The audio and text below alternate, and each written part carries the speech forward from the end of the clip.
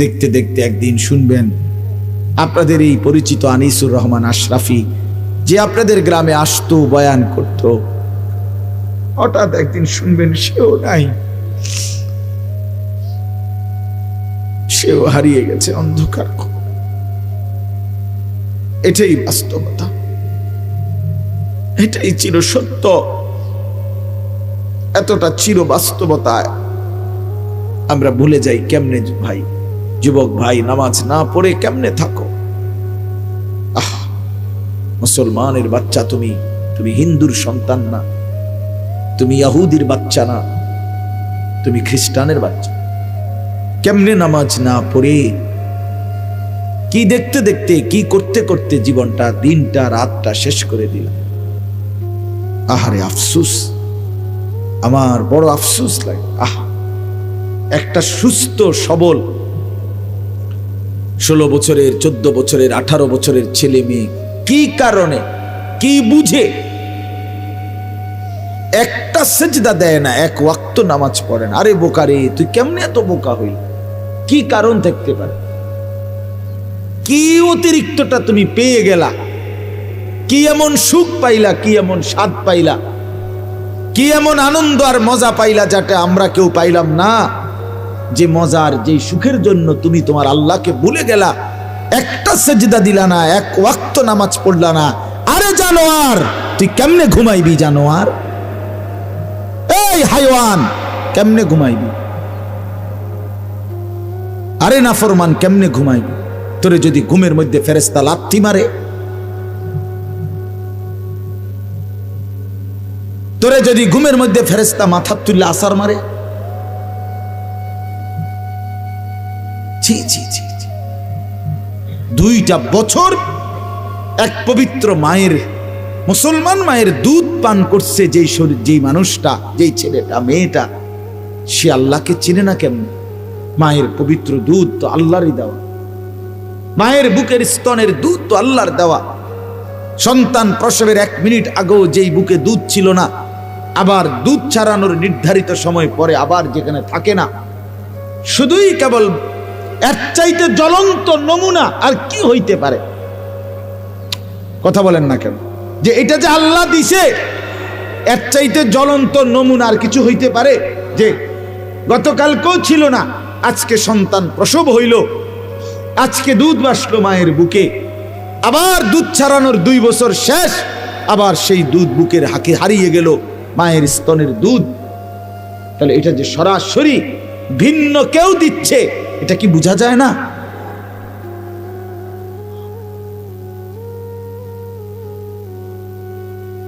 সেই পবিত্র মায়ের দুধ 2টা বছর, 1 দিন 2 দিন না, যে সন্তানটা গ্রহণ করলো আল্লাহর, সেই তুমি কেমনে নামাজ পড়ো? এই জন্য বললাম, আমার যে কথাটা ছিল যে আমরা প্রত্যেকেই আমাদের হায়াতের কদর করি। তো ওয়ান ওয়ে বলতেছিলাম, এই কথাটাই শেষ করব, যে আমাদের হায়াতটাও ওয়ান ওয়ে। মানে কি? মানে হইল, আমরা যে এখানে মনে করেন আমরা ছোট বড়, দাদা, চাচা, বাবা, ভাই, যুবক, আমরা যারা আছি এখন বসা, আমরা প্রত্যেকেই আমাদের এই হায়াত ওয়ান ওয়ে। অর্থাৎ আমরা কেবল সামনের দিকেই যাইতে হবে, পিছনের দিকে ফিরে আসা কারো পক্ষে সম্ভব। ইউটার্ন লইলে হইতো না, এখানে ইউটার্নের কি নাই সিস্টেম। আপনারা আমরা কেউ, একটা ছেলে বলো বা একটা বাবা বলে, আজকের দুপুরে আমরা আর ফিরে যাইতে পারবো? গতকালকে আমরা আর ফিরে যাইতে পারবো? এটা ওয়ান ওয়ে, একমুখী রাস্তা। এখানে শুধুই সামনে যাইতে হবে, পিছন ফিরতে পারবেন। যুবক ভাই, তুমি সামনে যাইতে হবে, হয় তুমি আরো কিছুদিন হায়াত পাইয়া বুড়া হবা, আর নয়তো তুমি হয়তো এখনই কবরে চলে যাবে। মুরব্বী বাবারা, আপনারা হয়তো আর কিছুদিন হায়াত পাবেন, আর নয়তো কবরে চলে যাবে। আমার যেটা চলে গেছে, এই তো জিন্দেগি। তাহলে আমরা ওয়ান, আমাদের হায়াত একবারই, আমাদের রাত একবারই, আমাদের দিন একবারও, আর আসবে আর আসবে না। আমরা যেন প্রত্যেকেই এটা বুঝতে শিখি। প্রতিটা দিন আমরা কিতাবে পড়ছি প্রত্যেকটা দিন যখন শুরু হয় এবং রাত যখন শুরু হয় তখন শুরুতেই, দিনের শুরুতে, রাতের শুরুতে ডেকে বলে, দিন ডাকে, রাত ডাকে মানুষকে, হে আল্লাহর বান্দা, আমি একবারের জন্যই এসেছি, আর আসবো না, আমারে নষ্ট করো না, কদর করো। রাতও বলে এটা, দিন। আবার যখন শেষ হইতে লাগে রাত বা দিন, মনে করেন আসরের পরে মাগরিবের আগ টাইমে দিন শেষ হয়ে যায় না, সূর্য ডুবে যায়, ঠিক কিনা বলেন? আবার সুবহে সাদেকের সময় সকালবেলা সূর্য উঠার আগে আগে রাত শেষ হয়ে যায় কিনা? প্রতিটা দিন যখন শেষ হইতে লাগে, রাত শেষ হইতে লাগে, তখন আবার সে ডাকে পৃথিবীবাসীকে, আবার ডাক দেয়, হে আল্লাহর বান্দা, আমি তো আর আসবো না বলছি, আমি তো চলে যাচ্ছি রে, আমারে বুঝি বিনা সেজদায়, বিনা আমলে, বিনা জিকিরে এমনে ছেড়ে দিলি? আজকের সারাদিনে ফজর, জোহর, আসর 3 ওয়াক্ত নামাজের টাইম চলে গেল বান্দা, একটা সেজদাও দিলি না, আমি বুঝি এমনি এমনি চলে যেতাম তোর জীবন থেকে, আমি দিন তো আর আসবো না। আজকের রাতে মাগরিবে, এশা, তাহাজ্জুদ, কত লম্বা সময় চলে গেল। আহা বান্দা, সারাটা রাত মোবাইলের ছবি, নাচ, গান, জিনা, ব্যভিচারের দৃশ্য, নাটক, সিনেমা, অথবা শুধু শুধু ঘুমায় ঘুমায় শেষ করে দিলাম, একটা সেজদাও দিলা না বলে। এজন্য আর আসবেন 13ই ফেব্রুয়ারি 2024 রোজ মঙ্গলবার। পৃথিবীতে আর কোনোদিন আসবে? আগামী বছরের 13ই ফেব্রুয়ারি তো 2024 না, ঠিক না? আগামী মঙ্গলবার তো আগামী মঙ্গলবার, কিন্তু সেটা তো 13ই ফেব্রুয়ারি না। আর আসবেন। অতএব এটা বলার একটা শেষ উদ্দেশ্য হলো, আমরা ভালো হওয়া দরকার। আমাদের এই হায়াত কাজে লাগাইলো, এটা নষ্ট করে দিল। এটা খানাই আপনার এদ্দুর, খাইলেও পারে, হালাই দিল, আপনার বরাদ্দই এদ্দুর, এদ্দুরই বরাদ্দ। আপনি বরাদ্দ বাড়াইতে পারবেন। আর রিজকু মাকসুম, সবকিছু বন্টন করা তাকদীর নির্ধারিত। ইন্নাল্লাহা কাদ্দারা মাকাদির আল খালাইক, আল্লাহ পাক সমস্ত সৃষ্টির তাকদীর নির্ধারণ করেছেন আসমান জমিন সৃষ্টির 50,000 বছর আগে। একটা পিঁপড়া আমরা দেখি আমার সামনের থেকে পার হয়ে গেছে, এবড়া টিপ দিয়ে মেরে গেছে, তার মানে সে আল্লাহ তাআলা তার হায়াত এখানে, ঠিক কি না বলেন? নাহলে আমার থেকে বাচ্চা গেল, এবড়ার থেকে পাইল না। মৌত কার কাছে? নির্ধারিত। এতটুকুই বাপ। এজন্য আমি বলতেছি, ছেলেরা, বাবারা, পর্দার আড়ালের মা বোনরা, মনোযোগ দিয়ে আমিও শুনি, আপনারাও শুনেন। হায়াত নির্ধারিত, প্রতিটা মিনিট সেকেন্ড আর আসবে না। অতএব এখনই কাজে লাগান, সুযোগ থাকতেই কাজে লাগান। আর সুযোগটা কাজে লাগাবার, হায়াতকে কাজে লাগাবার, হায়াতকে দামি বানাবার, নিজের সময়কে দামি বানাইবার সবচেয়ে শ্রেষ্ঠ আল্লাহর পক্ষ থেকে সর্বশ্রেষ্ঠ একটা সুযোগ, মহা একটা সুযোগ, মাহে রমজান। বলেন আলহামদুলিল্লাহ। সেটা একদম সামনে, এই যে দেখা যায়, ওই যে চাঁদ উঠলো বলে, এবারে যে চাঁদ উঠবে এটাই রমজান, ঠিক না? হায়াতের কদর করেন, হায়াতের কদর করেন, হায়াতের কদর করেন। আমি প্রত্যেক দিনে কয়দিন টানা বলতেছি, বাবা সবাই মনোযোগ দিয়ে শুনেন এই 10টা মিনিট কথা। হায়াতের কদর করেন। আমাদের জীবনটা ওয়ান ওয়ে রোড। আধুনিক যে রাস্তা, আধুনিক রাস্তার নিয়ম হলো ওয়ান ওয়ে। এই যে 4 লেন রাস্তাগুলো, যেমন আপনি এদিক দিয়ে গাড়ি নিয়ে ঢুকছেন, এবার আপনার কাজ হইল আপনাকে শুধু সামনের দিকেই যাইতে হবে, এদিক দিয়া, এদিক দিয়েই আবার ফিরচাইতে পারতেন না। কথা বুঝছেন নি? আপনি যদি আবার পিছনে আসতে হয়, তাহলে আপনার এই ইউটার্ন নিয়া এদিক দিয়ে আইতে হইবে, নাকি এদিক দিয়ে আসা যাবে? আর না, না, আমাদের এইসব রাস্তা না, ওই যে বড় রাস্তার কথা বলতেছি, ওয়ান ওয়ে রোড, যেগুলো ডিভাইডার ওয়ালা রোড, যেগুলোর মাঝখান দিয়ে কি আছে? আইল্যান্ড আছে, ডিভাইডার আছে, এগুলো ওয়ান হয়ে গেল। ঠিক ছেলেরা এমনি শোনো, বাবা মোবাইল এটা বাদ দাও, এটা বাদ দাও, এমনি শোনো, এমনি শোনো, 10টা মিনিট এমনি শোনো, মনোযোগ দিয়ে, ভালো হবে। নামাও এটা, আবার হাসো এটা, বেওকুফ কোথা।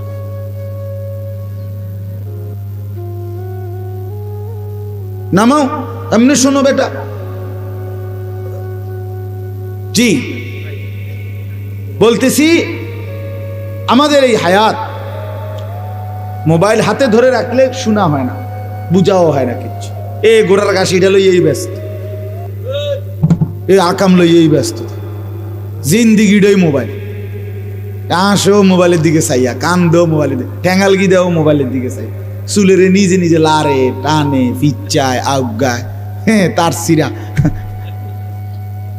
প্রতিবন্ধী নিজে নিজে। অনেক পোলাফাইন আমি দেখি যে নিজে নিজে এরকম করে চুলের একটু বুড়ায় হাঁটে, একবার কাইত হয়, একবার হতে কি করে, আবার নিজে ছবি। হায় হায়, আমার মনে হয় পাবনার কোনো নাম্বার নাই হবে, অথচ আমার ধরে নাম্বার আছে। পাবনা মেন্টাল হসপিটালের কাছে লোকের নাম্বার আমাদের আছে, আমি হেন ওয়াচ করে আছি। আপনাদের কারো লাগলে নিয়ে, হ্যাঁ ব্যস্ত পাগল দেখতে পাচ্ছি। হ্যাঁ হ্যাঁ, আমি 1-1.5 ঘন্টা দেখছি। আহা, পাবনা মানসিক হাসপাতাল, এই যে বাংলাদেশে যেটা বড় পাগলের হসপিটাল, আমি নিজে গেছি ভাই, 1-1.5 ঘন্টা ঘুরে ঘুরে দেখছি, আসর থেকে মাগরিব। আহা, একটা দিন আমি ওয়াজে বহুদিন বলছি, কমপক্ষে যদি 200 লোক দেখে থাকি পাগল, কথার কথায়, এরকম ছোট ছোট খোপ খোপ রুম,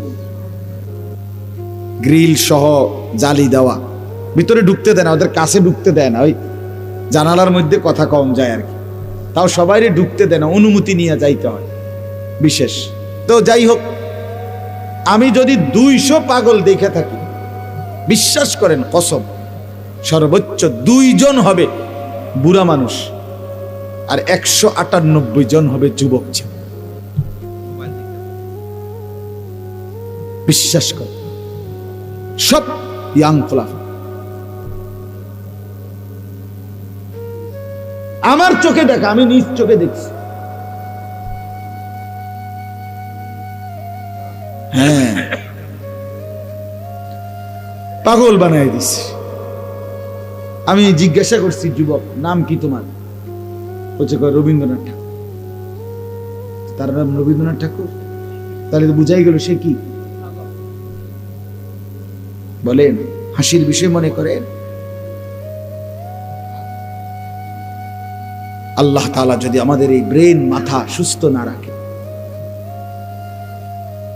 আমাদের কয়দিন আগে 10 তারিখ এই শনিবারে আমাদের কাবিলা, আমাদের বুড়িচং উপজেলার কৌমি মাদ্রাসার সমস্ত সম্মিলিত একটা সম্মেলন হয়েছে, বড় সম্মেলন, অনেক বড় মাহফিল, কাবিলা ঈদগাহ ময়দান। তো ওইখানে একটা লোক পাশে, আপনার আমরা যেখানে মাহফিলের লোকরা বসছি, আমরা মনে দেখছি একটা লোক, এই একটা ছেলে যুবক প্রতিবন্ধী পাগল, আমি তারে দেখছি অনেকক্ষণ, তার দিকে আমি তাকাইছিল, আমার এত মায়া লাগছে। সে নিজে নিজে একবার সোফাটার মধ্যে, একবার এই পাশে গিয়ে, একবার এই পাশে আইয়ে, একবার কেমন জানে হাত লাড়ে, একবার হাসে, একবার আবার দাঁড়ায়। এই যে আহা, একদম সুন্দর, বিশ্বাস করেন, একেবারে টুকটুকটা সুন্দর চেহারা, লম্বা চূড়া ছেলে, এত মায়া লাগছে যে আহা, ছেলেরা বুঝতেছে না কিছু। এই জন্য বাবা আমি ধমক দেই এই উদ্দেশ্যে, দুশ্মনির জন্য না। আমি দুশ্মন না, তোমগরে বলার কেউ নাই, সবাই ছেড়ে দিছে, তোমরা আপন মা বাপই ভুলে গেছে, কেউ তোমগরে কিছু বল। তোমরা মোবাইলের হাতে জিন্দিগি তুলে দিছো, নারীর সামনে, জিনা ব্যভিচারের সামনে, অশ্লীল ছবির সামনে তোমরা জীবন তুলে দিছো। আর এখান থেকে ফিরে আসা বাপ কঠিন, খুব কঠিন। ইয়া লাইতানি কদ্দামতু লিহায়াতি, রব্বুল আলামিন বলেন, হাসরের ময়দানে প্রত্যেকটা নাফরমান আফসোস করবে, হায় যদি দুনিয়ার হায়াতে থাকতে আজকের আখিরাতের জন্য কিছু পাঠাইতাম। ইয়া লাইতানি কদ্দামতু লি হায়াতি, হায় যদি দুনিয়ার হায়াতে থাকতে আজকের জন্য কিছু পাঠাতাম। এরকম বলি, ইয়া লাইতানি কুনতু মাআহুম ফাআফুযা ফাওজান আযীমা, হায় যদি আল্লাহর নেক বান্দাদের সঙ্গী হতাম, তাইলে আজকে আমিও তো সফল হয়ে যেতাম। এই যে আফসোস কর, এই হায় যদি আফসোস। ইয়া লাইতানি লাম উতা কিতাবিয়া, হায় যদি আমার আমলনামা আজকে আমার হাতে না দিত। ইয়া লাইতাহা কানাতিল কাদিয়া, হায় যদি হাসরের ময়দানে এই গুনার আমলনামা নেওয়ার আগেই মৃত্যু যদি আমাকে শেষ করে দিত। আফসোস করবে না, আফসোস। ইয়া লাইতানি ইত্তাখাযতু মা'আর রাসূলি সাবিলা, হায় যদি আল্লাহর রাসূলের পথ ধরতাম। সব কোরআনের আয়াত। ইয়া লাইতানি লাম আত্তাখিজ ফুলানান খলিলা, হায় যদি অসৎ দুষ্ট মন্দ লোককে বন্ধু না বানাইতাম। সে তো আমাকে নামাজ ভুলায় দিছে, সে তো আমার আখিরাত ভুলায় দিছে। লক্ষ লক্ষ যুবক যুবতী ছেলে মেয়ে বরবাদির মূল কারণ অসৎ বন্ধু, অসৎ সঙ্গ, সমবয়সী দুষ্ট কিছু অসভ্য জঙ্গলি এদের সাথে মিশে চলে 6 মাসের মধ্যেই ছেলেটা একটা ভালো ভদ্র সভ্য ফ্যামিলির ছেলে ছিল, হয়তো এখন কিছু অসৎ সঙ্গী পেয়ে 6 মাস পরে দেখা যায় মদ খায়, নেশা করে, গাঁজা খেলে, খায়, জুয়া খেলে, নারীর আড্ডায়, জিনা ব্যভিচারের আড্ডায় পড়ে আছে। জিন্দেগি শেষ, জীবন শেষ। আফসোস করে। এজন্য হাসরের ময়দানে এই নাফরমানরা আফসোস করে, ইয়া লাইতানি লাম উশরিক বিরাব্বি আহাদা, হায় যদি আল্লাহর সাথে শরীক না করতাম। ইয়া লাইতানা আতানাল্লাহ ওয়া আতানার রাসূলা, হায় যদি আল্লাহ এবং তার রাসূলের আনুগত্য করতাম। এভাবে অনেক আয়াত আছে যেখানে বারবার এই কথাটাই, যে নাফরমান পাপী বেআমল হাসরের ময়দানে মাথা চাপড়াইবে, আহা কি করলাম, আহা কি করলাম, আহা কি করলাম, সময় তো পাইছিলাম, কেন নামাজ পড়লাম, কেন নামাজ পড়লাম। হাত্তা ইদা জাআ আহাদাহুমুল মাউত ক্বালা রাব্বিরজিউন, আল্লাহ বলে প্রতিটা পাপী নাফরমান মৃত্যুর মুখোমুখি যখন মালাকুল মউত আজরাইল এসে দাঁড়াবে, প্রত্যেকটা নাফরমান আল্লাহকে বলবে রব্বিরজিউন, আল্লাহ কিছুটা সময়ের জন্য আবার দুনিয়ায় ফেরত দেন। লাআল্লি আমালু সালিহান ফীমা তারাকতু, যেই নেক আমলগুলো আল্লাহ ছুটে গেছে, এবার যদি একটু হায়াত ফেরত পাই সেই নেক আমলগুলো আবার করব। আল্লাহ বলবেন কাল্লা, না না, কখনোই না। ইন্নাহা কালিমাতুন হুয়া কাইলুহা, আল্লাহ বলবে নাফরমান এটা তোর শুধুই কেবল কথার কথা, তুই মিথ্যাবাদী। ইতিপূর্বে দুনিয়ার হায়াতে বহু বিপদ মুসিবত, অ্যাক্সিডেন্ট, পেরেশানি, রোগ শোকে যখন পেরেশানির মধ্যে ছিলে বান্দা, আমি আল্লাহকে তখন বারবার ডেকেছিলি। যখন আমি বিপদ মুক্ত করে দিলাম, রোগ থেকে সুস্থ করে দিলাম, সাথে সাথে আমি আল্লাহকে ভুলে গিয়েছিলি।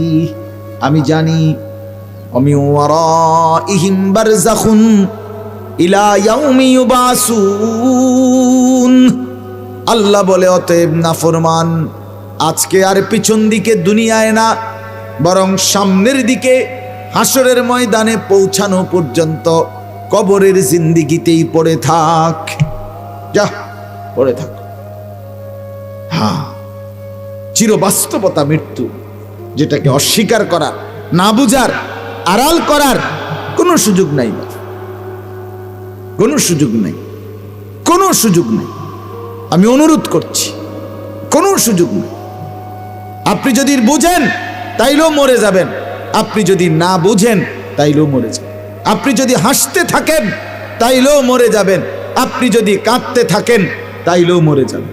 আপনি যদি চোখ খোলা রাখেন তাইলেও মরে যাবেন। আপনি যদি চোখ বন্ধ রাখেন তাইলেও মরে যাবেন। আপনি যদি সম্পদার প্রাচুর্যে একেবারে বিলাসিতার জিন্দিগিতে থাকেন তাইলেও মরে যাবেন। আপনি যদি দুঃখ, অভাব আর দারিদ্রতা, দুর্ভিক্ষের মধ্যেও থাকেন তাইলেও মরে যাবেন। স্বীকার করলেও মৃত্যু, স্বীকার না করলেও নাকি? কথা বলেন না কেন? যদি কেউ বলে আমি বুঝি নাই এই কারণে মৃত্যু তারে ছেড়ে দিবে, আমি খেয়াল করি নাই এই কারণে আজরাইল তাকে বাদ দিবে, না বাপ, না।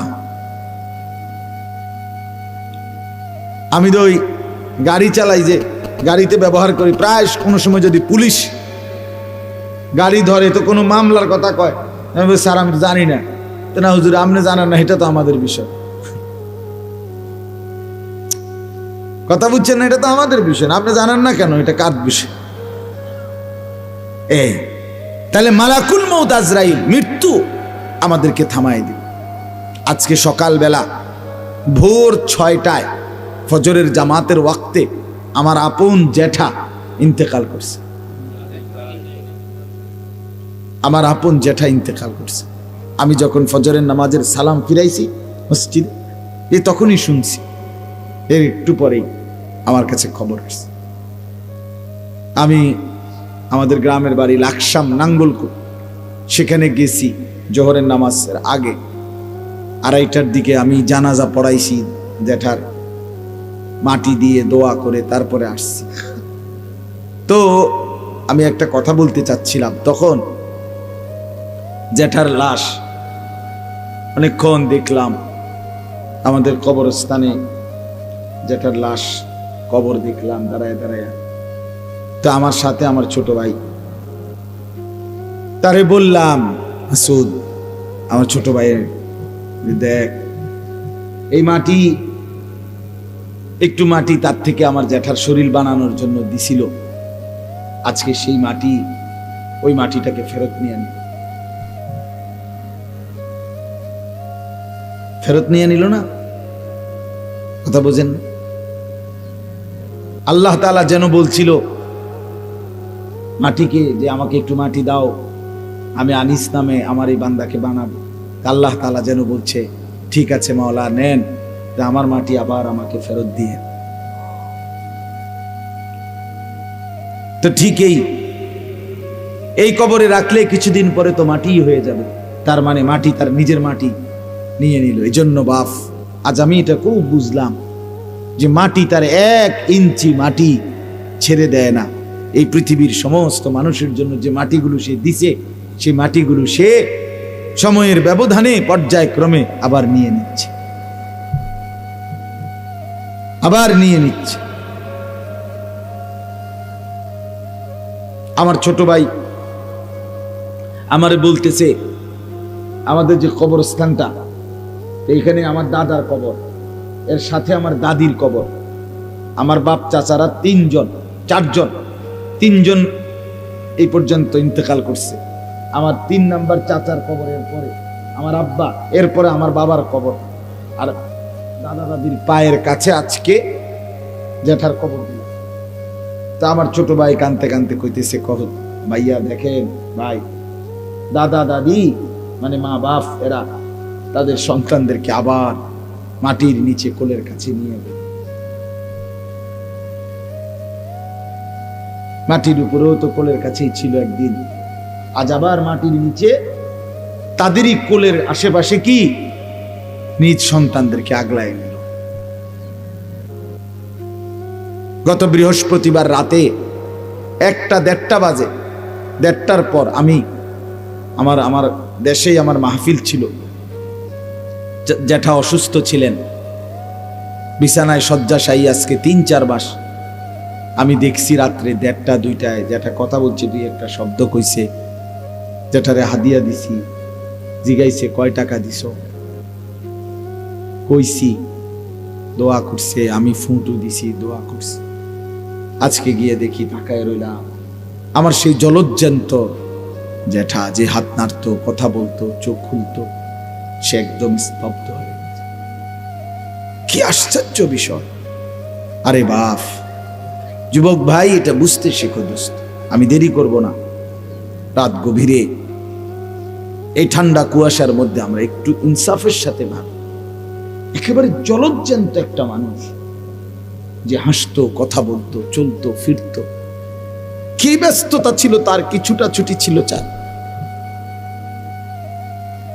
সেই মানুষটা একদম স্তব্ধ হয়ে গেছে। এত মানুষ শোর হাঙ্গামা করতেছে, কিন্তু এই মানুষটা নড়েও না, মুখও খোলে না, চোখও মেলে না। এরই নাম মৃত্যু, এরই নাম মৌত। এই চির সত্য, চির বাস্তবতাকে যুবক ভাই, মুরব্বী বাবা, কেউ আড়াল করতে পারবেন না। এটা দল না, এটা পার্টি না। আপনি এটা করেন, আমি আরেকটা করি। আপনি আমাকে, আমি আপনাকে পাশ কাইটা এড়াইয়া চলে গেলাম, এটা হতে পারে, কিন্তু মৃত্যুকে